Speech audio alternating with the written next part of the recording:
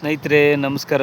ನಾನು ಹೊಸಕೋಟೆ ಶಿವಣ್ಣ. ಇವತ್ತೊಂದು ಚಿಕ್ಕದು ಸುಂದರವಾದ ಕತೆ ಎತ್ಕೊಂಡು ನಿಮ್ಮ ಮುಂದೆ ಬಂದಿದ್ದೀನಿ. ಈ ಕತೆ ಹೆಂಗಿರ್ತದೆ ಅಂತ ಮುಂದಕ್ಕೆ ನೀವೇ ಕೇಳಿ, ಅರ್ಥ ಆಗತ್ತೆ. ಒಂದು ಹಳ್ಳಿಯಲ್ಲಿ ಒಂದು ಕುಟುಂಬ. ಆ ಕುಟುಂಬದಲ್ಲಿ ಒಂದು 3 ಜನ ಗಂಡು ಮಕ್ಕಳು, ಒಂದು ಚಿಕ್ಕದ ಮನೆ. ಅದರಲ್ಲಿ ಆ ಚಿಕ್ಕ ಮನೆಯಲ್ಲಿ 3 ಜನ ಮದುವೆಗಳು ಮಾಡ್ಕೊಂಡ್ರೆ ವಾಸ ಮಾಡೋಕ್ಕಾಗಲ್ಲ ಅಂತೇಳಿ ದೊಡ್ಡ ಮಗ ಮದುವೆ ಮಾಡ್ಕೊತಾನೆ. ಮದುವೆ ಮಾಡ್ಕೊಂಡು ಚಿಕ್ಕ ಮನೇಲಿ ಇರೋಕ್ಕಾಗಲ್ಲ ಅಂದ್ಬಿಟ್ಟು ಬೆಂಗಳೂರು ಪಟ್ಟಣಕ್ಕೆ ಬಂದುಬಿಡ್ತಾನೆ. ಬೆಂಗಳೂರು ಪಟ್ಟಣಕ್ಕೆ ಬಂದು ಆತನ ಕೆಲಸ ಏನಪ್ಪ ಅಂದರೆ ಕಾರ್ಪೆಂಟ್ರ್ ಕೆಲಸ, ಮರ ಕೆಲಸ ಮಾಡೋದು. ಆತನೇನು ಬರ್ತಾನೆ, ಬಂದು ಒಂದು ಇಷ್ಟ ಸಂಪಾದನೆ ಮಾಡ್ಕೊಂಡು ಇಟ್ಕೊಂಡಿರ್ತಾನೆ. ಬಂದು ಬೆಂಗಳೂರಿಗೆ ಬಂದು ಒಂದು ಬಾಡಿಗೆ ಮನೆ ಮಾಡ್ಕೊಬೇಕು ಅಂತೇಳ್ಬಿಟ್ಟು ಗಂಡ ಹೆಂಡತಿ ಇಬ್ಬರು ಹುಡ್ಕಾಡ್ತಾರೆ. ಒಂದು ಬಾಡಿಗೆ ಮನೆ ಸಿಗ್ತದೆ. ಒಂದು 5,000 ಅಡ್ವಾನ್ಸು, ಒಂದು 2,000 ಬಾಡಿಗೆ ಸಿಗ್ತದೆ. ಅದರಲ್ಲಿ ಜೀವನ ಮಾಡ್ತಾ ಅವ್ರು ಬಂದು ಹೊಸ ಮದುವೆ ಆಗಿರ್ತಾರಲ್ಲ, ಒಂದು ವರ್ಷದ ನಂತರ ಒಂದು ಗಂಡು ಮಗ ಆಗೋಗ್ಬಿಡ್ತಾನೆ. ಆ ಗಂಡು ಮಗುನ ಚೆನ್ನಾಗಿ ಒಂದು ಸರ್ಕಾರಿ ಶಾಲೆಯಲ್ಲಿ ಓದಿಸ್ಬಿಟ್ಟು ಒಂದು ಕಾಲೇಜಿಗೆ ಸೇರಿಸ್ತಾರೆ. ಕಾಲೇಜಿಗೆ ಚೆನ್ನಾಗಿ ಓದ್ತಾ ಇರಬೇಕಾದ್ರೆ ಮಗನ ಹುಟ್ಬಿಟ್ನಲ್ಲ ಅಂತೇಳ್ಬಿಟ್ಟು ಏನು ಮಾಡ್ತಾನೆ, ಮಗನಿಗೆ ಏನಾದರೂ ಒಂದು ಅಷ್ಟಾಗಲ್ಲ ಆಸ್ತಿ ಮಾಡಿ ಇಡಬೇಕು ಅಂತೇಳ್ಬಿಟ್ಟು ಏನು ಮಾಡ್ತಾನೆ, ರಾತ್ರಿ ಆಗಲೂ ಕಷ್ಟಪಟ್ಟು ಕಾರ್ಪೆಂಟ್ರ್ ಕೆಲಸ ಮಾಡ್ತಾನೆ. ಚೆನ್ನಾಗಿ ಸಂಪಾದನೆ ಮಾಡಿ ಏನು ಮಾಡ್ತಾನೆ, ಮಗನಿಗೋಸ್ಕರ ಒಂದು ಸೈಟ್ ತೆಗಿತಾನೆ. ಒಂದು ಸೈಟ್ ತೆಗೆದು ಮೇಲೆ ಒಂದು ಕೆಳಗಡೆ ತಂದೆ ತಾಯಿಗೆ ಮಗನಿಗೆ ಮೇಲೆಗಡೆ ಅಂತೇಳ್ಬಿಟ್ಟು ಒಂದು ಮನೆ ಕಟ್ಟಿಸ್ತಾನೆ. ಮನೆ ಕಟ್ಟಿಸಿ ಅದ್ರ ಮನೆ ಮೇಲೂ ಸಾಲ ಸೋಲ ಮಾಡಿಬಿಟ್ಟು ಮನೆ ಕಟ್ಟಿಸ್ತಾನೆ. ಮನೆ ಕಟ್ಟಿಸಿದ್ದಾದಮೇಲೆ ಮಗನು ಕಾಲೇಜ್ಗೆ ಹೋಗ್ತಾ ಇರಬೇಕಾದ್ರೆ ಮಗ ಬಂದು ತಂದೆನ, ಅಪ್ಪ ನನಗೊಂದು ಫೋನ್ ಬೇಕು, ಮೊಬೈಲ್ ಫೋನ್ ಬೇಕು. ಎಲ್ಲರೂ ಫೋನ್ಗಳು ತೊಗೊಂಬರ್ತಾರೆ. ನನ್ನ ಹತ್ರ ಮೊಬೈಲ್ ಫೋನ್ ಇಲ್ಲ, ಒಂದು ಮೊಬೈಲ್ ಫೋನ್ ಕೊಡ್ಸಪ್ಪ ಅಂತ ಕೇಳ್ತಾನೆ. ಇಲ್ಲಪ್ಪ ನೋಡು, ಮನೆ ಒಂದು ಕಟ್ಸ್ಬಿಟ್ಟಿದ್ದೀನಲ್ಲ, ಇವಾಗ ಒಂದೊಂದು ಪೈಸಾನು ಲೆಕ್ಕನೇ. ಫೋನಿಗೆ ಕೊಟ್ಟರೆ ಇಲ್ಲಾಂದರೂ ಒಂದು 30-40 ಸಾವಿರ ಕೊಡಬೇಕು. ಇವಾಗ ಯಾವುದು ದುಡ್ಡಿಲ್ಲ, ಲೋನೆಲ್ಲ ಮಾಡಿಸ್ಬಿಟ್ಟಿದ್ದೀನಿ ಮನೆ ಕಟ್ಟೋದಕ್ಕೆ. ನಿನಗೆ ಇನ್ನೊಂದು ಸಾರಿ ಯಾವ್ದಾದ್ರು ದುಡ್ಡು ಬಂದಾಗ ಕೊಡಿಸ್ತೀನಿ ಅಂತೇಳ್ಬಿಟ್ಟು ತಂದೆ ಮಗನಿಗೆ ಹೇಳ್ತಾನೆ.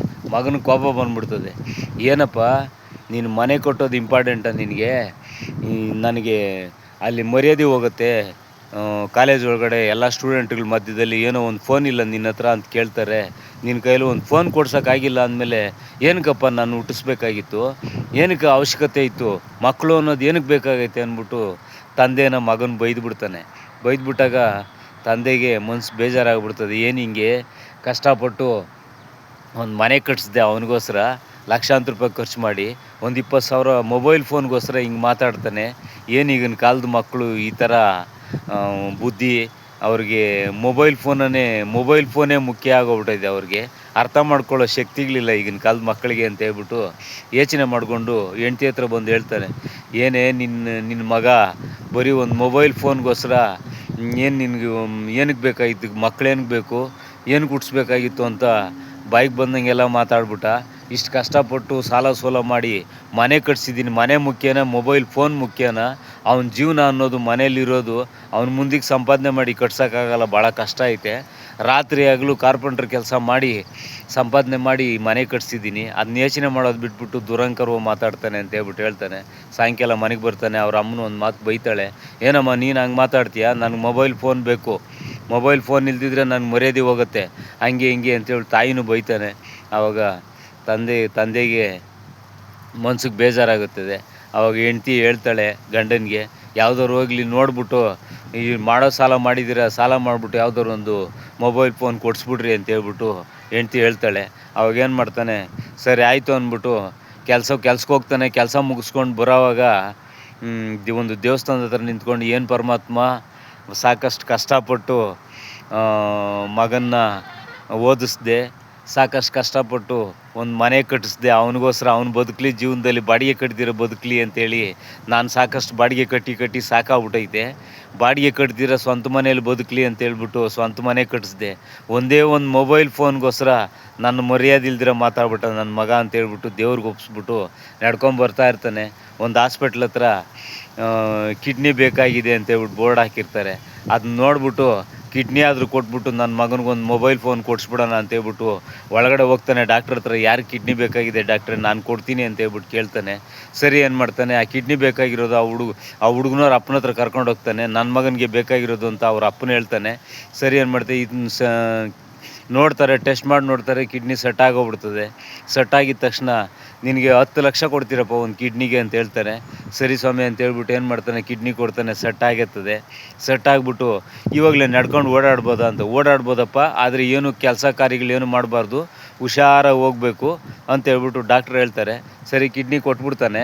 ಕೊಟ್ಬಿಟ್ಟು ಸೆಟ್ ಆಗಿರ್ತದೆ. 10 ಲಕ್ಷ ದುಡ್ಡು ಕೊಟ್ಬಿಡ್ತಾರೆ. 10 ಲಕ್ಷ ದುಡ್ಡು ಕೊಟ್ಟಿದ ತಕ್ಷಣ ಒಂದು ಮೊಬೈಲ್ ಅಂಗಡಿ ಹತ್ರ ಬರ್ತಾನೆ. ಬಂದ್ಬಿಟ್ಟು 1 ಲಕ್ಷ ಕೊಟ್ಬಿಟ್ಟು ಒಂದು ಮೊಬೈಲ್ ತೊಗೊಳ್ತಾನೆ.